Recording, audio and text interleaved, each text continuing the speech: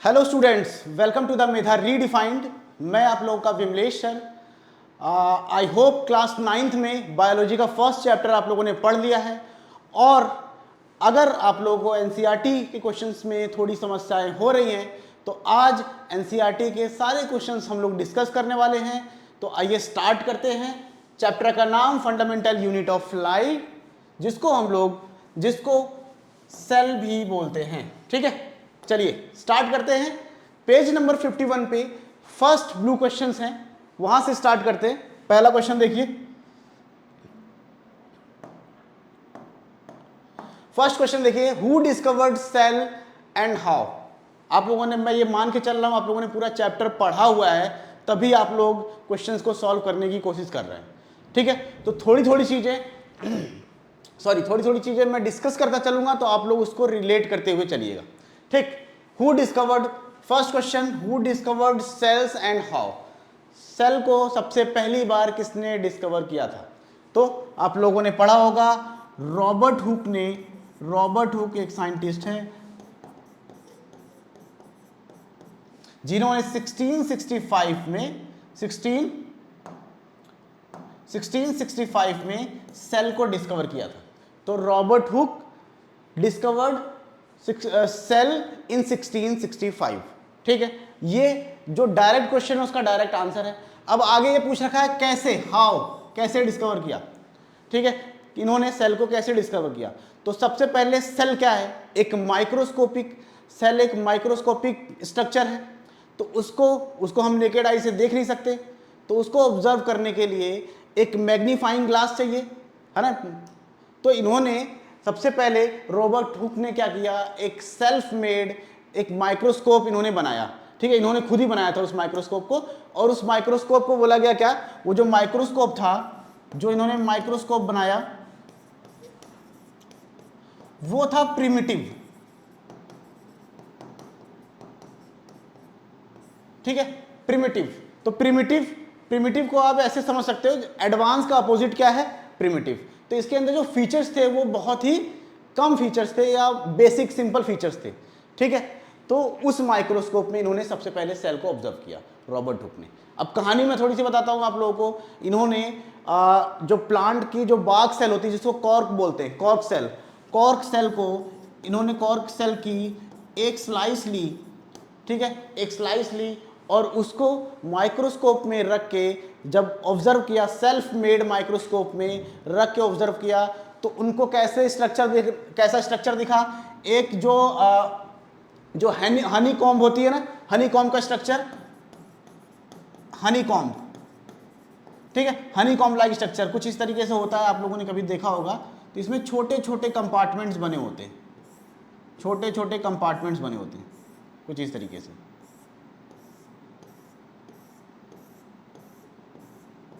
ठीक है, कुछ इस तरीके से कंपार्टमेंट बने होते हैं।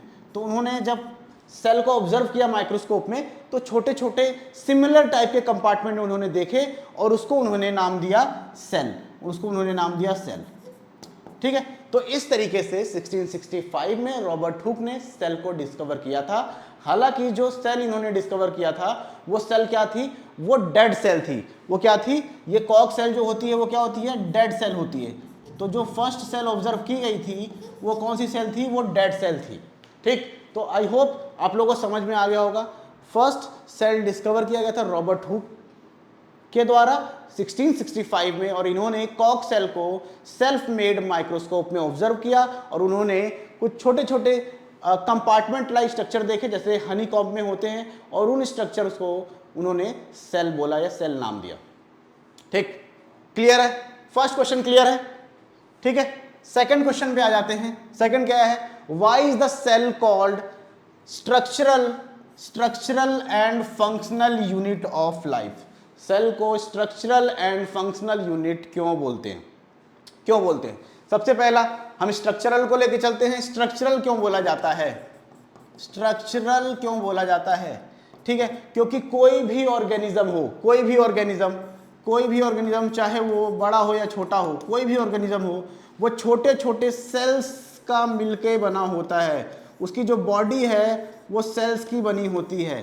ठीक है, इवन हम हमारी जो बॉडी का स्ट्रक्चर है वो भी छोटे छोटे सेल से मिलकर बना हुआ है, इसीलिए सेल क्या है, स्ट्रक्चरल यूनिट ऑफ लाइफ है, या स्ट्रक्चरल यूनिट ऑफ ऑर्गेनिज्म हम बोल सकते हैं, ठीक है। इसीलिए इसको क्या बोलते हैं, स्ट्रक्चरल यूनिट बोलते हैं, ठीक। इसके एग्जाम्पल आप दे सकते हैं, जैसे आपके घरों में, आपने जो आपके स्कूल में घरों में क्या रूम्स जो हैं, रूम्स के कितने साइड्स होते हैं, कितने दीवार होती है, 4 है ना। वॉल्स जो होती हैं, दीवार, वो किसकी बनी होती हैं, वो छोटे छोटे ब्रिक्स से मिलकर बनी हुई हैं, ठीक है। ये मान लीजिए अगर हम इसको एक वॉल ले लेते हैं, तो वॉल छोटे छोटे ईंटों से, जिसको ब्रिक्स बोला जाता है, उससे मिलकर बनी हुई है कुछ इस तरीके से, ठीक है। तो ये वॉल का स्ट्रक्चर कैसे बना, छोटे छोटे ब्रिक्स को जोड़ जोड़ के बना, है ना। तो ये क्या है, ब्रिक, यहाँ पर क्या है, यहाँ पर एक सिंगल ब्रिक को क्या बोलेंगे, ये स्ट्रक्चरल यूनिट है, क्या है, स्ट्रक्चरल यूनिट है, किसकी, स्ट्रक्चरल यूनिट वॉल की है। इसी तरीके से किसी भी लिविंग ऑर्गेनिज्म की बॉडी सेल से मिलकर बनी होती है, इसीलिए सेल क्या है, स्ट्रक्चरल यूनिट है लाइफ की या किसी भी ऑर्गेनिज्म की, ठीक है।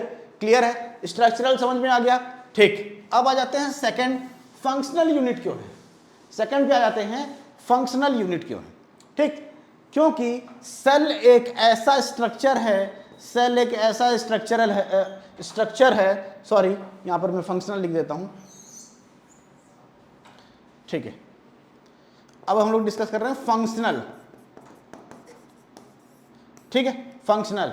तो सेल एक ऐसा स्ट्रक्चर है, एक सिंगल सेल एक ऐसा स्ट्रक्चर है जिसके अंदर एबिलिटी होती है कि वो अपने सारे बेसिक फंक्शंस को खुद परफॉर्म कर सकते हैं, ठीक है। आप लोगों ने सेल का ये जो सेल का चैप्टर पूरा पढ़ लिया है, आप लोगों ने ये पढ़ा होगा, सेल के अंदर न्यूक्लियस होता है जो सेल की सारी एक्टिविटीज़ को क्या करता है, कंट्रोल करता है, और साथ ही साथ सेल के अंदर कुछ ऑर्गेनेल्स होते हैं जो सारे बेसिक फंक्शंस परफॉर्म करने में सेल को हेल्प करते हैं। तो इससे हमको क्या समझ में आया कि एक इंडिपेंडेंट, एक सिंगल सेल भी एबल है अपने सारे नेसेसरी फंक्शंस को परफॉर्म करने में, इसीलिए इसको क्या बोलते हैं, फंक्शनल यूनिट ऑफ लाइफ भी बोलते हैं, फंक्शनल यूनिट ऑफ लाइफ भी बोलते हैं। क्यों, क्योंकि एक सिंगल सेल अपने सारे बेसिक फंक्शंस को परफॉर्म कर सकता है, वो उसके अंदर क्षमता है, इसीलिए इसको फंक्शनल यूनिट भी बोलते हैं। स्ट्रक्चरल यूनिट क्यों बोलते हैं, फंक्शनल यूनिट क्यों बोलते हैं, समझ में आ गया। तो जब भी ये क्वेश्चन आएगा तो आपको 2 पैराग्राफ में लिखना पड़ेगा, एक 2 लाइन का पैराग्राफ स्ट्रक्चरल के लिए, फिर अलग से एक पैराग्राफ फंक्शनल के लिए। ये चीजें आप लिख के समझाओगे, ठीक है, वो आपका अच्छा आंसर होगा, ठीक, समझ में आ गया। तो पेज नंबर 51 पे 2 क्वेश्चन थे, आ जाते हैं अब पेज नंबर 53 पे, ठीक है। पेज नंबर 53 पे देखिए, फर्स्ट क्वेश्चन क्या है, first question, how do substance like carbon dioxide and water move in and out of the cell, discuss करिए, ठीक है। सेल के अंदर अगर मैं एक सेल बना दूं, ठीक है, किसी भी सेल के अंदर वाटर और कार्बन डाइऑक्साइड अंदर और बाहर कैसे जाते हैं, ठीक है, सेल के अंदर कैसे जाते हैं, सेल के अंदर से बाहर कैसे आते हैं, कौन, वाटर और कार्बन डाइऑक्साइड के मॉलिक्यूल्स, ठीक। तो ये हमको यहाँ पर डिस्कस करना है। तो अब आप लोगों ने जब पढ़ा था तो आप लोगों ने 2 प्रोसेसेस पढ़ी होंगी, एक ऑस्मोसिस, एक पढ़ा होगा आपने ऑस्मोसिस, ठीक है, और दूसरा आपने पढ़ा होगा डिफ्यूजन, ठीक है। तो पहले इसमें डिफरेंस पता होना चाहिए। ऑस्मोसिस क्या होता है, osmosis movement of water molecules from higher concentration to lower concentration through semi permeable membrane, ठीक है, ये आपने डेफिनेशन पढ़ी होगी ऑस्मोसिस की, ओके। डिफ्यूजन क्या है, movement of molecules from higher concentration to lower concentration, बस सिंपल सा इसमें डेफिनेशन है। इसमें डिफरेंस क्या है, इसमें ऑस्मोसिस में सेमी परमेबल मेम्ब्रेन की जरूरत होती है, इसमें सेमी परमेबल मेम्ब्रेन की जरूरत होती है, मेम्ब्रेन जरूरत होती है। और बेसिकली हम ऑस्मोसिस में बात करते हैं वाटर की, सिर्फ और सिर्फ वाटर की बात करते हैं, वाटर के मूवमेंट को यहां पर हम ये डिफाइन करते हैं, है ना, एक्सप्लेन करते हैं ऑस्मोसिस के थ्रू। और वाटर को छोड़ के अगर किसी मटेरियल्स का क्या हो रहा है, मूवमेंट हो रहा है from higher concentration to lower concentration, तो वहां पर आ जाएगा डिफ्यूजन। इसीलिए वाटर का जो मूवमेंट हो रहा है सेल के अंदर इन और आउट, वो हो रहा है ऑस्मोसिस प्रोसेस के थ्रू, ऑस्मोसिस प्रोसेस के थ्रू। और कार्बन डाइऑक्साइड का जो मूवमेंट हो रहा है वो हो रहा है डिफ्यूजन प्रोसेस के थ्रू। दोनों की डेफिनेशन मैंने बता दी है, तो उसको आप लोग सेम जैसे मैंने बताया वैसा लिख सकते हो। ठीक है, कोई समस्या? कोई समस्या नहीं होनी चाहिए। ठीक है, सेकंड क्वेश्चन, सेकंड क्या है, why is the plasma membrane called, why is the plasma membrane called selectively permeable membrane. Plasma membrane जो सेल की आउटर कवरिंग होती है, सेल की जो आउटर कवरिंग होती है उसको क्या बोला जाता है, प्लाज्मा मेम्ब्रेन। ठीक है, तो प्लाज्मा मेम्ब्रेन को सेलेक्टिवली परमेबल मेम्ब्रेन क्यों बोला जाता है, क्यों बोला जाता है? ठीक है, क्यों बोला जाता है? तो इसके नाम से भी थोड़ा बहुत हम समझ सकते हैं, सेलेक्टिवली परमेबल। तो इसको सेलेक्टिवली परमेबल मेम्ब्रेन इसलिए बोला जाता है क्योंकि ये अलाउ करती है इसके थ्रू पास हो पाए कुछ सेलेक्टिव मटेरियल्स को, है ना, कुछ सेलेक्टिव मटेरियल्स को ही अलाउ करती है कि इसके थ्रू वो पास हो पाए, है ना, इसके थ्रू वो पास हो पाए। इसीलिए प्लाज्मा मेम्ब्रेन को क्या बोलते हैं, सेलेक्टिवली परमेबल मेम्ब्रेन बोलते हैं, है ना। तो मैं क्या बोल सकता हूं,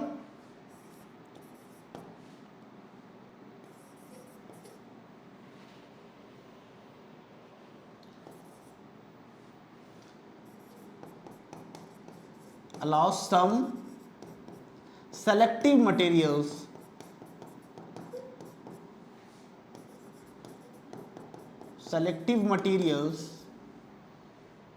to pass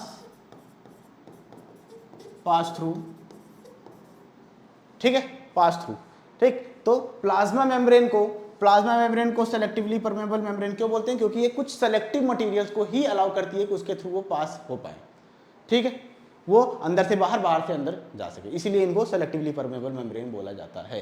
ठीक, तो ये दो क्वेश्चन हमने डिस्कस किया पेज नंबर 53 पे।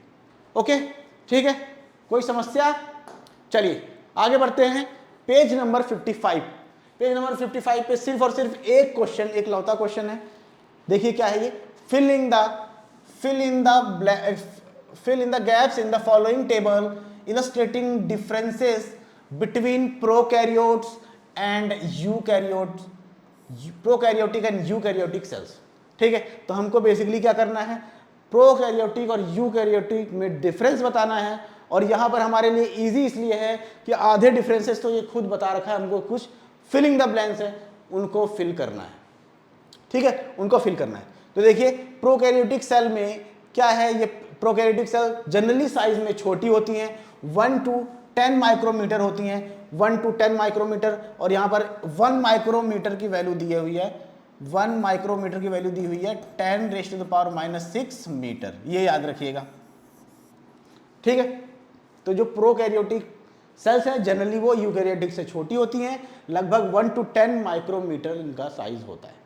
ठीक है, सेकंड पॉइंट है, यूकैरियोटिक सेल में जनरली लार्ज, ये इसके कंपैरिजन में लार्ज होती हैं, इनका साइज होता है 5 to 100 माइक्रोमीटर तक, 5 से लेके 100 माइक्रोमीटर तक इनका साइज हो सकता है।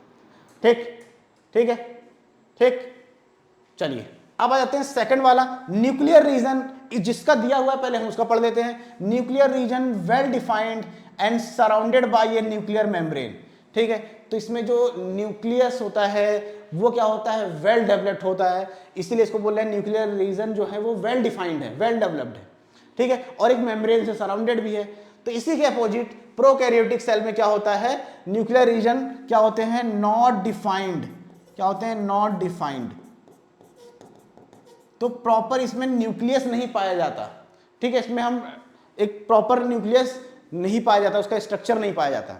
ठीक, कुछ जेनेटिक मटेरियल्स होते हैं जो न्यूक्लियस के अंदर पाए जाते हैं, वो ऐसे ही साइटोप्लाज्म में सस्पेंडेड होते हैं। ठीक है, समझ में आ गया। और इसको हम क्या बोलते हैं, इसको बोलते हैं जो नॉट डिफाइंड न्यूक्लियस होता है उसको बोला जाता है न्यूक्लियोइड। क्या बोला जाता है, न्यूक्लियोइड को बोलते हैं न्यूक्लियोइड। ठीक है, समझ में आ गया। थर्ड पॉइंट में आ जाओ, क्रोमोसोम सिंगल। तो प्रोकैरियोटिक सेल में सिंगल क्रोमोसोम होता है जो साइटोप्लाज्म में सस्पेंडेड होता है, ठीक है। लेकिन यहाँ पर मोर देन वन क्रोमोसोम, एक से ज्यादा क्रोमोसोम्स होते हैं, और ये कहाँ पर होते हैं, ये न्यूक्लियस के अंदर वेल डिफाइंड न्यूक्लियस होता है, तो न्यूक्लियस के अंदर इसके क्रोमोसोम्स प्रेजेंट होते हैं, ठीक, समझ में आ गया। फोर्थ है membrane bound cell organelles absent. Prokaryotic cell में सेल ऑर्गेनेल्स नहीं होते हैं, एब्सेंट होते हैं, जिनके पास अपना मेम्ब्रेन होता है। तो मेम्ब्रेन बाउंड वाले सेल ऑर्गेनेल्स यहां पर एब्सेंट होते हैं। लेकिन यहां पर क्या है, मेम्ब्रेन बाउंड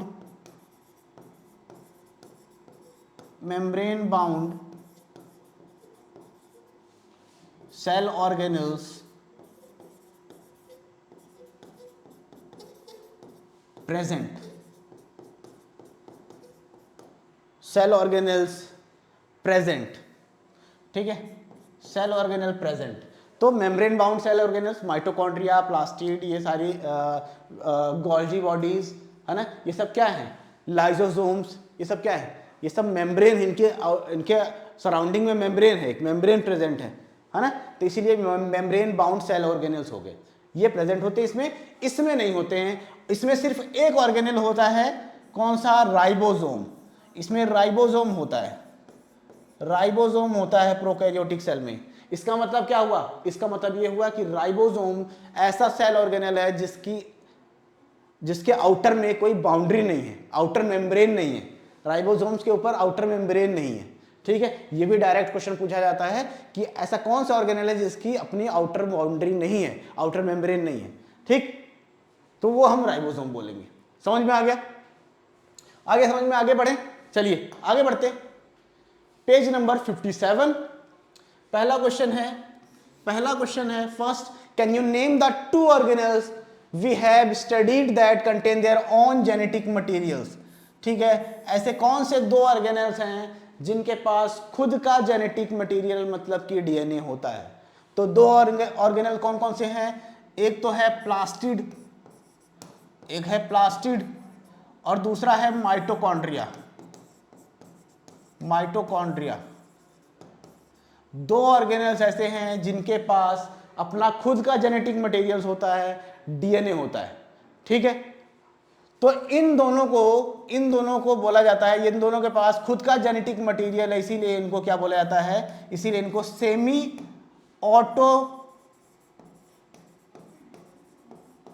ऑटोनोमस ऑर्गेनेल बोला जाता है।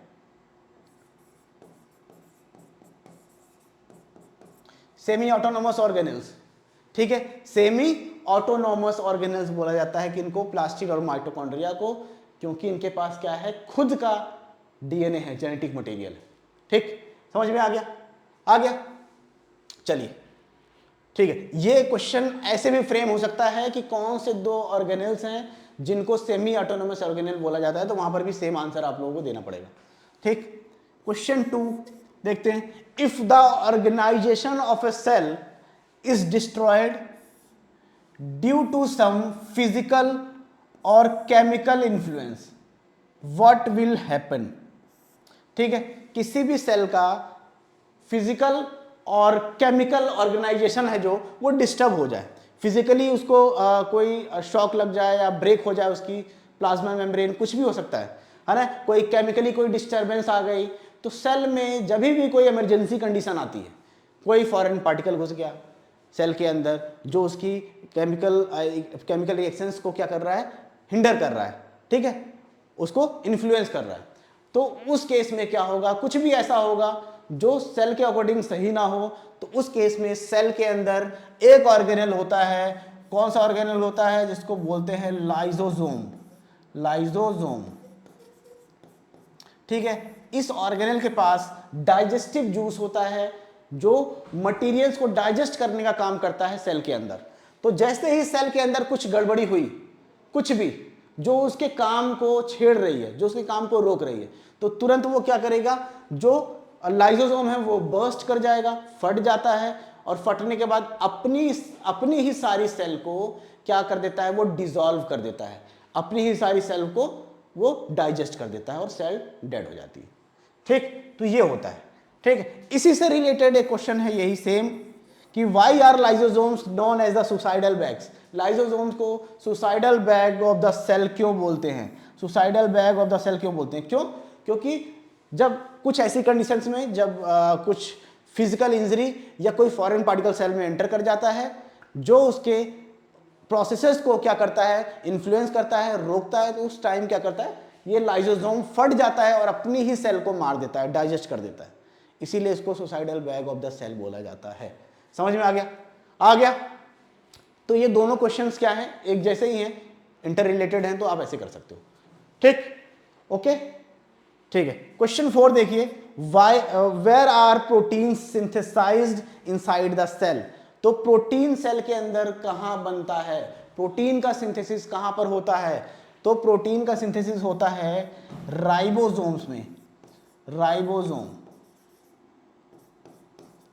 राइबोसोम्स, ठीक है, राइबोसोम्स जो अभी हमने पढ़ा प्रोकैरियोटिक में, ठीक है, वही वाला राइबोसोम है। तो सेल के अंदर प्रोटीन सिंथेसिस कहां पर होता है, राइबोसोम्स में, ठीक है। राइबोसोम क्या करता है, प्रोटीन का सिंथेसिस करता है।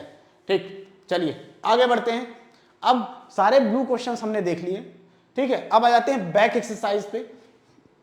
बैक एक्सरसाइज में पहला क्वेश्चन, फर्स्ट क्वेश्चन है,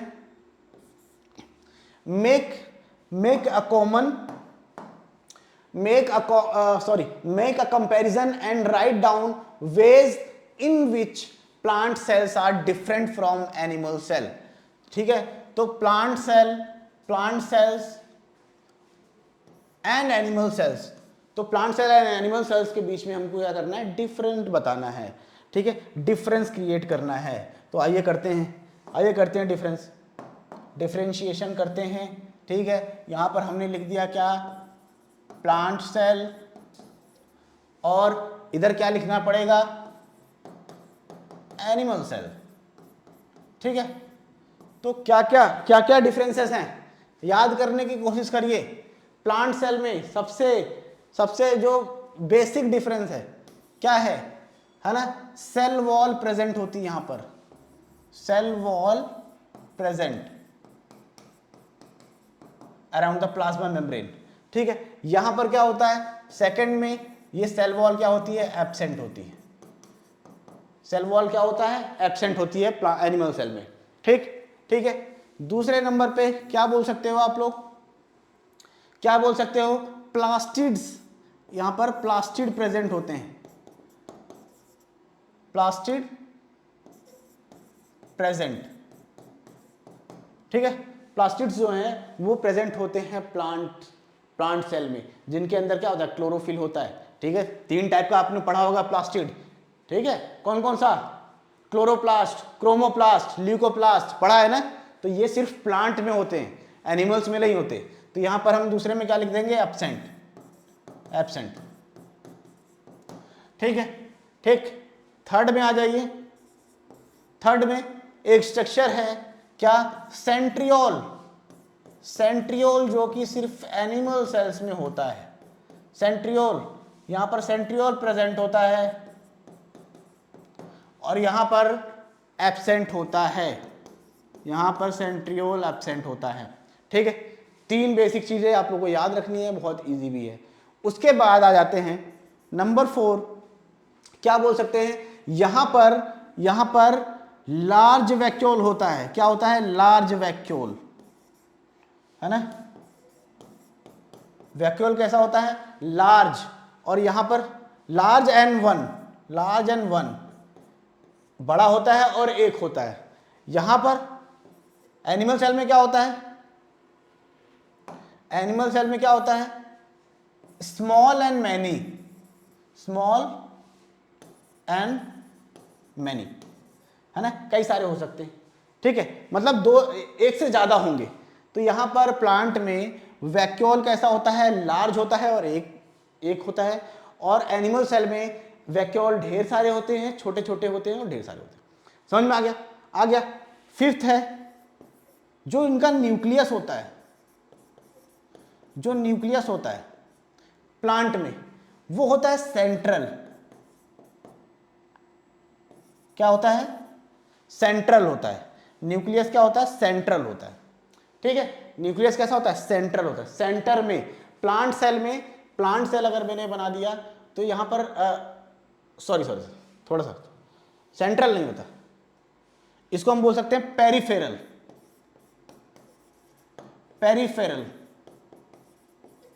पेरिफेरल न्यूक्लियस, मतलब न्यूक्लियस सेंटर में नहीं होता, ठीक है, सेंटर में नहीं होता है। क्यों नहीं होता है, क्या रीजन है? आप लोग सोचिए, ये जो वैक्यूल है प्लांट सेल में बड़ा होता है, कुछ ऐसे वैक्यूल होगा, जब वैक्यूल बड़ा होगा तो सेंटर में तो वही हो जाएगा ना, तो ये क्या करता है, न्यूक्लियस को साइड में दबा देता है, बेचारे को न्यूक्लियस को साइड कर देता है। तो इसीलिए प्लांट सेल में न्यूक्लियस क्या होता है, पेरिफेरल न्यूक्लियस होता है, ठीक है। और यहां पर एनिमल सेल में क्या होता है, सेंट्रल न्यूक्लियस होता है। कैसा होता है, सेंट्रल न्यूक्लियस। समझ में आ गया, ठीक है, ठीक। तो ये कुछ मेन जो मेजर डिफरेंसेस हैं, जो क्वेश्चन आ जाएगा तो ये आपको 5 लिखने हैं, तो इसको लिखना आप लोग, ठीक, समझ में आ गया। तो आई थिंक इतने और भी हो सकते हैं, लेकिन इतने काफी है, ठीक है, ठीक है। चलिए आगे बढ़ते हैं, ठीक। तो ये डिफरेंस पढ़ लिया हमने। क्वेश्चन सेकंड देखिए क्या है। क्वेश्चन सेकंड में, how is a prokaryotic cell different from eukaryotic cell, ठीक है। Prokaryotic cell and eukaryotic cell में डिफरेंशिएशन करना है, डिफरेंट बताना है, ठीक है। तो डिफरेंस देखिए इसमें, ये हमने पढ़ा है जो टेबल, ठीक है, यही टेबल आपको लिख देनी है, यही टेबल आपको क्या कर दी है, लिख देनी है। ये क्या है, प्रोकैरियोटिक यूकैरियोटिक सेल में डिफरेंशिएशन यहां पर किया हुआ है, डिफरेंशिएट किया हुआ है, ठीक है। समझ में आ गया। तो इसमें कुछ अलग से करने की जरूरत नहीं है, ऑलरेडी हमने पढ़ लिया है, तो ये हमारा हो चुका है सेकंड क्वेश्चन, ठीक है। थर्ड देखिए, क्वेश्चन थर्ड क्या है, what would happen if the plasma membrane ruptures और ब्रेक्स डाउन, ठीक है। प्लाज्मा मेम्ब्रेन अगर टूट जाती है ना, क्या है, सेल की आउटर कवरिंग है ये, तो ये प्लाज्मा मेम्ब्रेन, अगर इसको मैं ब्रेक कर दूं, टूट गई, तो क्या होगा, इसके जो सारे अंदर के कंटेंट हैं, है ना, सारी चीजें बाहर आ जाएंगी और सेल क्या हो जाएगी, सेल डेड हो जाएगी, ठीक है। ये सारी चीजें बाहर निकल जाएगी सेल से और सेल फिर डेड हो जाएगी, ठीक। तो क्या होगा, अगर प्लाज्मा मेम्ब्रेन टूटी हुई है, ब्रेक है, कटी हुई है, तो वहां से सेल के अंदर के मटेरियल्स बाहर निकल आते हैं और सेल क्या हो जाती है, डेड हो जाती है, ठीक, ओके, समझ में आ गया।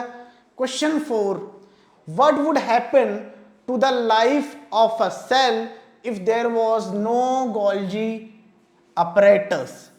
तो सेल का क्या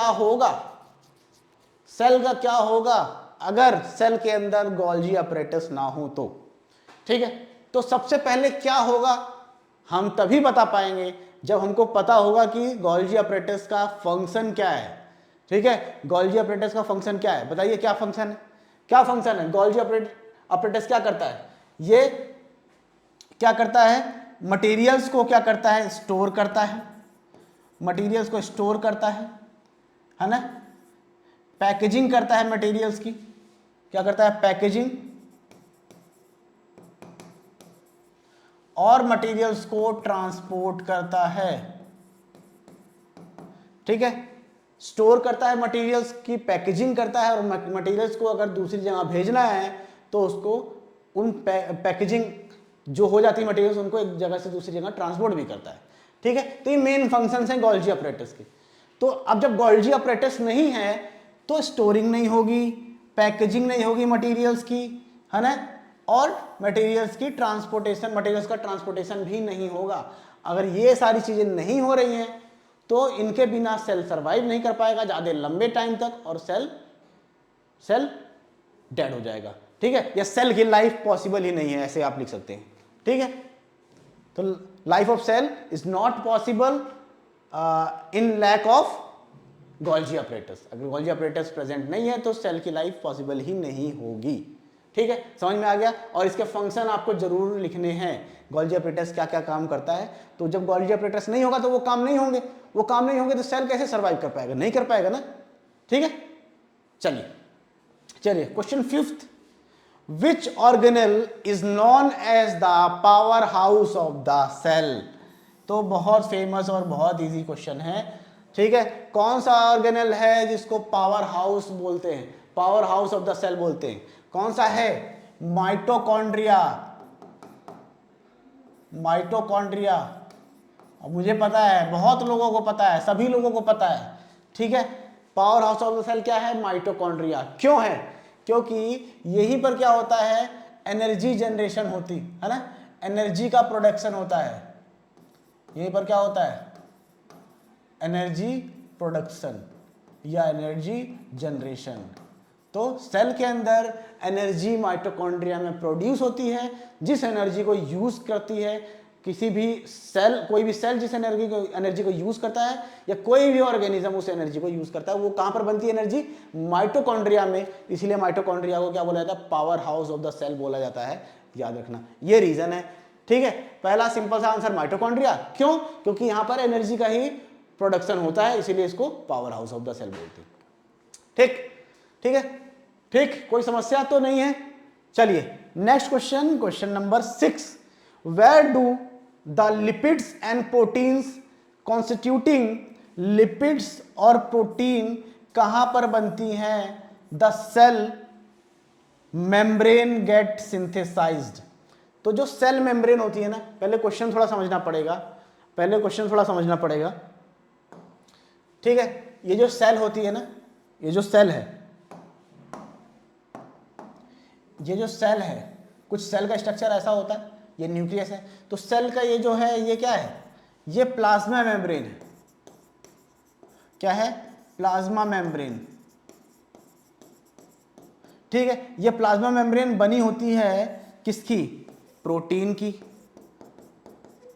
प्रोटीन की, लिपिड्स की, और कुछ और मॉलिक्यूल्स भी इसमें से कार्बोहाइड्रेट वगैरह के मॉलिक्यूल्स और भी होते हैं, ठीक है। लेकिन मेन जो कॉन्स्टिट्यूएंट है वो है प्रोटीन और लिपिड्स। तो क्वेश्चन में ये पूछ रहा है जो प्लाज्मा मेम्ब्रेन है वो बनी हुई है प्रोटीन और लिपिड की, और ये प्रोटीन और लिपिड इनको मिलता कहां से? तो प्रोटीन मिलता है इनको कहां से? प्रोटीन मिलता है इनको रफ एंडोप्लाज्मिक रेटिकुलम से, RER, और लिपिड मिलता है स्मूथ एंडोप्लाज्मिक रेटिकुलम से। समझ में आ गया, ठीक। और process of membrane biogenesis, membrane biogenesis को, मेम्ब्रेन के बनने को,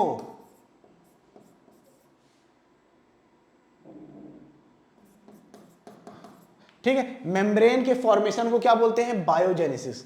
मेम्ब्रेन के फॉर्मेशन को क्या बोलते हैं? बायोजेनेसिस, ठीक है, याद रखना, मेम्ब्रेन बायोजेनेसिस, ठीक है। क्या बोल सकते हैं? Membrane biogenesis. इस पे भी क्वेश्चन आता है, मेम्ब्रेन बायोजेनेसिस, ठीक है, समझ में आ गया। तो प्रोटीन और लिपिड से जिस मेम्ब्रेन बायोजेनेसिस होती है, जो मेम्ब्रेन का फॉर्मेशन होता है, वो प्रोटीन आता है रफ एंडोप्लाज्मिक रेटिकुलम से, लिपिड आता है स्मूथ एंडोप्लाज्मिक रेटिकुलम से, ठीक है, समझ में आ गया। चलिए, ठीक है, next question, question number 7, question number 7, ठीक है। How does N amoeba obtain its food, ठीक है। अमीबा अपने फूड को कैसे ऑब्टेन करता है, कैसे खाता है अमीबा फूड, ठीक है, कैसे खाता है? चलिए देखते हैं, ठीक है। अमीबा जो फूड का इंटेक करता है, उस प्रोसेस का नाम है, उस प्रोसेस का क्या नाम है? उस प्रोसेस का नाम है एंडोसाइटोसिस। क्या नाम है? एंडोसाइटोसिस, एंडोसाइटोसिस, ठीक है। तो एंडोसाइटोसिस जो होता है, ये होता है दो टाइप का, एंडोसाइटोसिस होता है दो टाइप का, ठीक है। जो अमीबा फूड का इंटेक कर रहा है, फूड उसकी बॉडी के अंदर जा रहा है, सेल के अंदर एंटर होता है, उस प्रोसेस को बोलते हैं एंडोसाइटोसिस। और ये दो टाइप का है, ये दो टाइप का है। पहले को बोलते हैं क्या? पहले को बोलते हैं फैगोसाइटोसिस, फैगोसाइटोसिस, और दूसरे को बोलते हैं पिनोसाइटोसिस, पिनोसाइटोसिस। फैगो क्यों बोलते हैं? जब फूड मटेरियल्स क्या होता है? सॉलिड होता है। जब कोई solid food material amoeba intake करता है तो उस प्रोसेस को बोलते हैं फैगोसाइटोसिस। और जब लिक्विड कोई फूड मटेरियल होता है, क्या होता है? लिक्विड, ठीक है, लिक्विड होता है। तो अगर लिक्विड इनटेक कर रहा है अमीबा तो उस प्रोसेस को पिनोसाइटोसिस बोलते हैं, और दोनों को एक साथ बोल सकते हैं एंडोसाइटोसिस कॉमनली। ठीक है, समझ में आ गया। ये फैगोसाइटोसिस, पिनोसाइटोसिस कभी आ सकता है एग्जाम में, तो सुन के एकदम ऐसा ना लगे कि ये क्या है, तो कभी पढ़ा ही नहीं, ठीक है ना, एंडोसाइटोसिस के ही पार्ट है। ठीक, अब अमीबा फूड कैसे इनटेक करता है भाई? अमीबा का जो स्ट्रक्चर होता है वो कैसा होता है?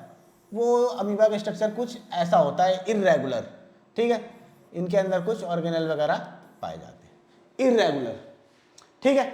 और ये इसका शेप कंटिन्यूअसली क्या होता रहता है?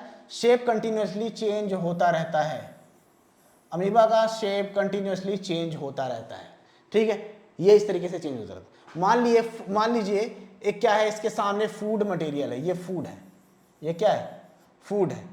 तो अमीबा क्या करेगा, मूव करते हुए, अपने शेप को चेंज करते हुए इसके पास जाएगा, फूड मटेरियल के पास जाएगा और उससे चिपक जाएगा। क्या हो जाएगा? उससे चिपक जाएगा।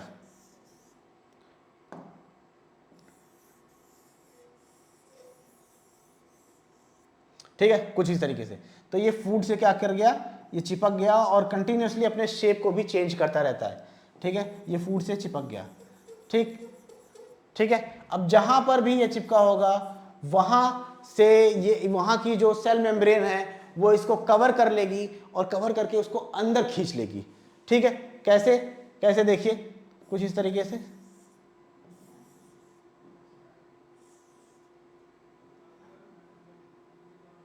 कुछ इस तरीके से ये अंदर आ गया, ऐसे ये फूड मटेरियल देखिए कुछ इस तरीके से अंदर आ गया, और फिर ये जो है ये आपस में कनेक्ट हो जाता है और वो एक वेसिकल के फॉर्म में अंदर चला जाता है फूड मटेरियल। ठीक है, ये देखिए ये जुड़ जाता है, ये जो सेल मेम्ब्रेन जुड़ गई और ये फूड मटेरियल अंदर आ गया, फूड मटेरियल अंदर आ गया। तो इस तरीके से अमीबा अपना फूड का इंटेक करता है। समझ में आ गया। और अमीबा कंटिन्यूअसली अपने शेप को चेंज करता रहता है। ठीक है, ये स्ट्रक्चर्स हैं, ये स्ट्रक्चर जो हैं, ये जो निकले हुए स्ट्रक्चर्स हैं, इनको बोला जाता है स्यूडोपोडिया। क्या बोला जाता है? स्यूडोपोडिया। इनको बोलते हैं स्यूडोपोडिया। स्यूडोपोडिया का मतलब क्या होता है? इसका मतलब होता है false feet. False feet, false feet का हिंदी क्या हुआ? झूठा पैर।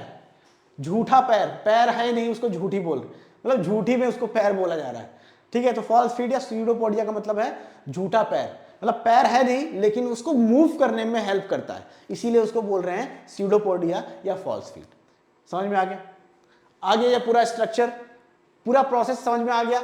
ठीक है, intake of food materials process को बोलते हैं एंडोसाइटोसिस। दो टाइप का होता है, जब सॉलिड फूड होता है तो उस प्रोसेस को बोलते हैं फैगोसाइटोसिस, लिक्विड फूड होता है तो पिनोसाइटोसिस बोला जाता है। और ये रहा उसका डायग्राम, कैसे वो फूड का इनटेक हो रहा है। ठीक है, ठीक, समझ में आ गया? आ गया समझ में? चलिए आगे चलते हैं। नेक्स्ट क्वेश्चन क्या है? नेक्स्ट क्वेश्चन ये तो बहुत फेमस क्वेश्चन है और बहुत इंपॉर्टेंट भी है। What is osmosis? What is osmosis? Osmosis क्या है? इससे पहले ही बताया मैंने, क्या है? Movement of water molecules from region of higher concentration to lower concentration through semi permeable membrane. ठीक है, ऐसे ही लिख देना और ये ऑस्मोसिस खत्म। ठीक है, समझ में आ गया? डेफिनेशन समझ में आ गई? चलिए आगे चलते हैं। आगे के जो क्वेश्चन है, क्वेश्चन 9 एक्सपेरिमेंट बेस्ड क्वेश्चन है। पहले इसको पढ़ना है, थोड़ा समझना है, फिर आप लोग आंसर कर पाएंगे। ठीक है, क्वेश्चन 9 क्या है? Carry out the following osmosis experiment. ठीक है, ऑस्मोसिस का एक्सपेरिमेंट है। Take 4 peeled potato. ठीक है, 4 पोटैटो लिया गया छिले हुए। पील पोटैटो हाफ्स मतलब आधा, आलू को छील लिया गया, उसका आधा कर लिया गया। ठीक है, एंड स्कूज ईच, स्कूप होगा यहां पर, स्कूप होगा,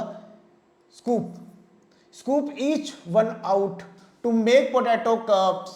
ठीक है, अब यहां पर क्या किया गया? आलू लिया गया, उसको आधा काट दिया गया। ठीक है, कुछ आलू ऐसे बन गया। इसके अंदर से ये जो आलू है इसको निकाल लेना है, जो यहां तक आलू है इसको निकाल लेना है। इसको क्या बना देना है? कप जैसा स्ट्रक्चर बना देना है। कैसा बना देना है? कप जैसा स्ट्रक्चर। ठीक है, जैसे कि ये मैंने बना दिया, बन जा, कोई बात नहीं, दोबारा बना देते हैं कप लाइक स्ट्रक्चर कैसे बनता है। ठीक है, पहले ये आलू को हमने काटा तो कुछ ऐसा हो गया, फिर आलू, यहाँ से आलू कुछ निकाल लिया हमने, तो ये बन जाएगा कुछ इस तरीके से, कप बन जाएगा, ऐसे बन जाएगा। ठीक है, आलू स्पून से हमने निकाल लिया। ठीक है, ये बता रहे हैं। ठीक, और ठीक है, वन ऑफ दिस उन्होंने लिया कितने, ऐसे लिए उन्होंने 4, ऐसे ले लिए उन्होंने 4, 4 ले लिए। ठीक है, 4 कप बना लिए। ठीक, इस तरीके से। ठीक है, अब क्या हुआ, one of these potato cup should be made from boiled potato. तो इनमें से एक जो है बॉइल्ड है, ये जो मैंने कर दिया, ये मतलब क्या है, ये बॉइल्ड है। ये जो पोटैटो है वो कैसा है, बॉइल्ड है, उबला हुआ, उबला हुआ। Put each potato cup in a true containing water. ठीक है, ये सारे कप्स को हम वाटर के अंदर डालेंगे। ठीक है, वाटर के अंदर डाल के इसे निकालेंगे कुछ टाइम बाद। ठीक, अब क्या होगा, यहां पर कैसे कैसे रखना, देखिए पहले कप, इसको हम ए ले लेते हैं, ये है ए, ये है बी, ये है सी, और इसको ले लेते हैं डी। ठीक, तो keep cup A empty, cup A को खाली रखना, इसमें कुछ नहीं डालना। ठीक है, put 1 teaspoon sugar in cup B, B के अंदर शुगर डाल दिया हमने, क्या डाल दिया, शुगर। ठीक है, और put 1 teaspoon salt in cup C, तो कप सी के अंदर सॉल्ट डाल दिया। ठीक है, यहां पर सॉल्ट डाल दिया हमने, यहां पर शुगर डाला था। ठीक है, put 1 teaspoon sugar in the boiled potato cup, इसके अंदर भी शुगर डाल दिया गया। ठीक है, बी और डी में शुगर डाल दिया गया। ठीक है, और ये वाला कप कैसा है, बॉइल्ड है। ठीक, आगे क्या है, पुट 1 टीस्पून, हाँ ये तो हमने पढ़ दिया। कीप दीज फॉर 2 आवर्स, 2 घंटे तक इसको रखना है। Then observe the 4 potato cups and answer the following. ठीक है, 2 घंटे बाद निकाल के उसको ऑब्जर्व करेंगे। ठीक है, तो इसमें क्वेश्चन पूछ रखा है, explain why water gathers in the hollowed portion of B and C. ठीक है, बी और सी में इन्होंने बताया है कि 2 घंटे बाद ये देखा गया कि इसके अंदर वाटर आ गया है, इसके अंदर वाटर इकट्ठा हो गया है, यहाँ पर वाटर इकट्ठा हो गया है। ठीक है, 2 घंटे बाद जब हम पानी में डालते हैं तो ये बताना है क्यों, क्योंकि जो पानी है, मान लीजिए ये कंटेनर है। ठीक है, कंटेनर के अंदर पानी है। ठीक है, इसके अंदर हमने कप डाल दिया, ये कुछ इस तरीके से।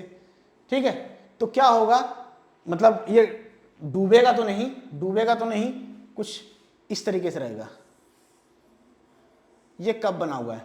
ठीक है, ऐसे हमने डाल दिया, तो कुछ टाइम बाद यहां पर भी वाटर आ जाएगा। क्यों आ जाएगा, क्योंकि वाटर का जो कंसंट्रेशन है वो यहां सराउंडिंग में ज्यादा है, तो वाटर है ना, तो वाटर हायर कंसंट्रेशन से लोअर कंसंट्रेशन की तरफ मूव करेगा थ्रू सेमी परमेबल मेम्ब्रेन। तो ये आलू में, ये जो पोटैटो, इसके अंदर सेमी परमेबल मेम्ब्रेन है ना, है, बिल्कुल है। तो यहां पर क्या हो जाएगी, ऑस्मोसिस का प्रोसेस होगा, ऑस्मोसिस का प्रोसेस होगा, और वाटर जो है बी और सी, पोटैटो बी और सी में फिल हो जाएगा, वहां पर कलेक्ट हो जाएगा। ठीक है, समझ में आ गया। तो ये इसका एक्सप्लेनेशन है कि ऑस्मोसिस के थ्रू वो पानी क्या है, हायर कंसंट्रेशन से लोअर कंसंट्रेशन की तरफ मूव कर जाएगा। ठीक है, अब ये देखिए यहां पर हमने बी और सी में क्या डाला हुआ है, एक में शुगर डाला हुआ है, एक में सॉल्ट डाला हुआ है, तो इससे यहां पर वाटर की और कमी हो जाएगी। तो वाटर की जब कमी होगी, सराउंडिंग में वाटर ज़्यादा है, वाटर कंसंट्रेशन सराउंडिंग में ज़्यादा है, तो इसलिए वाटर अंदर की तरफ मूव कर जाएगा और वाटर फिल हो जाएगा यहाँ पर। ठीक है, समझ में आ गया।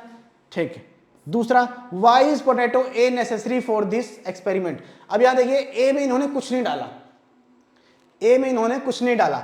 जब कुछ नहीं डाला, ए में कुछ नहीं डाला, तो यहां पर क्या पानी भरेगा, नहीं भरेगा, यहां पर पानी नहीं भरेगा, क्योंकि यहां पर जो ऑस्मोसिस डिफरेंस है ना, जो ऑस्मोटिक डिफरेंस है वो यहां पर क्रिएट ही नहीं हुआ। ठीक है, जब हम कुछ सॉल्ट डाल देते हैं तो कॉन्सेंट्रेशन वहां पर ज्यादा हो गया, और वहां सराउंडिंग में वाटर ज्यादा है, तो वाटर ज्यादा से कम की तरफ मूव करेगा, लेकिन यहाँ पर कुछ है ही नहीं, है ना, कोई ऑस्मेटिक डिफरेंस बना ही नहीं, तो यहाँ पर वाटर मूव नहीं करेगा अंदर, ये खाली ही पड़ा रहेगा। और इन्होंने क्या बोला है, ये वाटर पोटैटो ए नेसेसरी क्यों है, जब हमने इसमें कुछ डाला ही नहीं तो ये जरूरी क्यों है? क्योंकि हम बाकी सारे कप्स को क्या कर रहे हैं, कंपैरिजन के लिए हम इसको यूज करते हैं, ठीक है। तो ये जरूरी है कंपैरिजन पर्पस के, ये कंपैरिजन पर्पस के लिए ये जरूरी है, ठीक है। कप ए समझ में आ गया। थर्ड क्या है, explain why water does not gather in the hollowed out portion A and D. A में क्यों नहीं गैदर हुआ वाटर, ये भी मैंने बता दिया। यहां पर osmotic pressure, osmotic difference create नहीं हुआ, ठीक है। यहां पर कोई भी सॉल्ट नहीं है, इसलिए वाटर इसके अंदर मूव नहीं किया, इसके अंदर कलेक्ट नहीं हुआ, ठीक है। और डी में भी नहीं हुआ। डी में इसलिए नहीं हुआ कि डी को हमने क्या कर दिया था, डी को हमने बॉइल कर दिया था।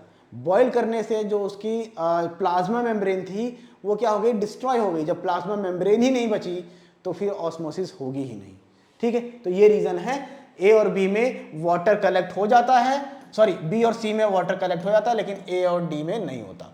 समझ में आ गया, समझ में आ गया। ए में क्यों नहीं होता, क्योंकि यहां पर कोई भी मटेरियल हमने कप में डाला नहीं, ठीक है। और जब हम इसको पानी में डालते हैं तो कोई भी ऑस्मेटिक डिफरेंस क्रिएट नहीं होता, वाटर मूव नहीं होता, ठीक। डी में क्यों नहीं हुआ, क्यों नहीं कलेक्ट हुआ, क्योंकि डी को हमने बॉइल कर दिया था और प्लाज्मा मेम्ब्रेन क्या हो गई थी, डिस्ट्रॉय हो गई थी, इसीलिए ऑस्मोसिस नहीं हुआ, ठीक है। जो सेमी परमेबल मेम्ब्रेन है वो क्या हो गया था, उसका डिस्ट्रॉय हो गया था। समझ में आ गया, आ गया,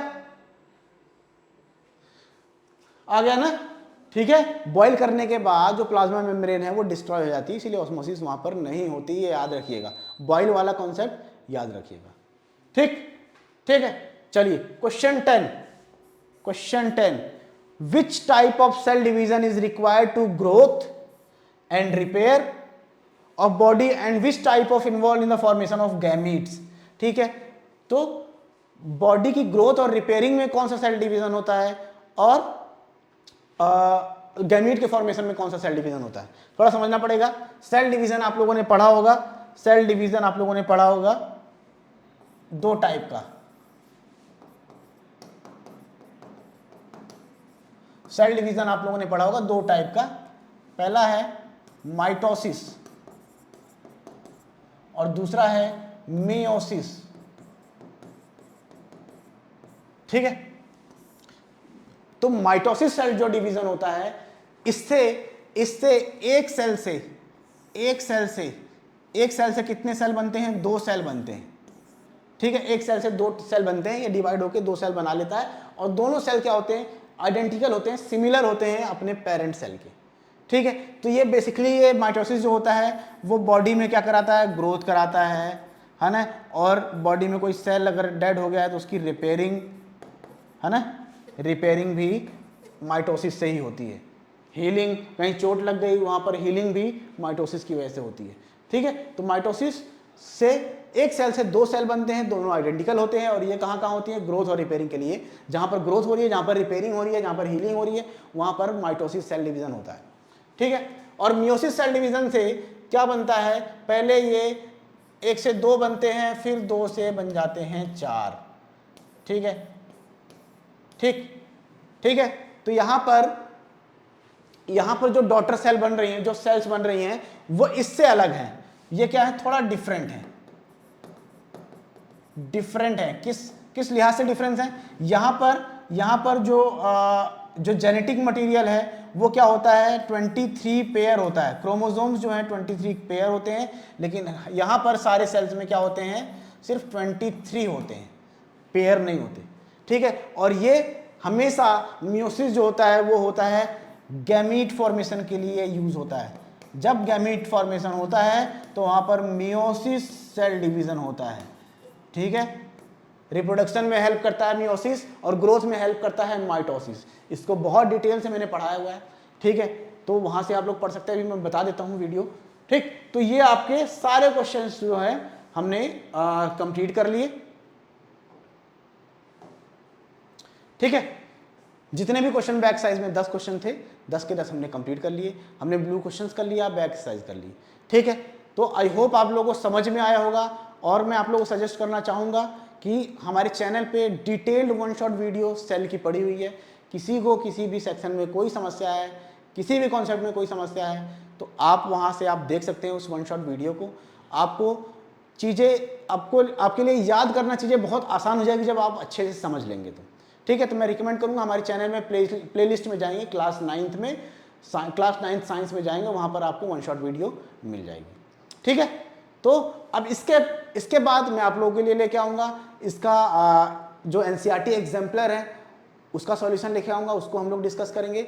और बाकी चैप्टर्स की भी वन शॉट जल्द ही अपलोड करने वाले हैं और पहले पढ़ी भी हुई है। और प्लीज़ जो लोग 9th में हैं, हम लोगों ने 9th की स्ट्रैटेजी वीडियो डाल रखी है, प्लीज़ उसको देख लीजिएगा। पूरे साल हम लोग कैसे पढ़ाने वाले हैं बच्चों को, थोड़ा अंदाज़ा आप लोगों को लग जाएगा।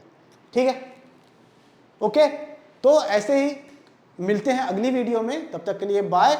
और प्लीज़ चैनल को अगर आप पहली बार देख रहे हैं तो सब्सक्राइब कर लेना। ठीक है, सब्सक्राइब करके और नोटिफिकेशन को ऑन कर लेना ताकि कोई नई वीडियो पड़ती तो आपको पता चल जाएगा। चलिए, ठीक है, तो thank you, bye bye bye.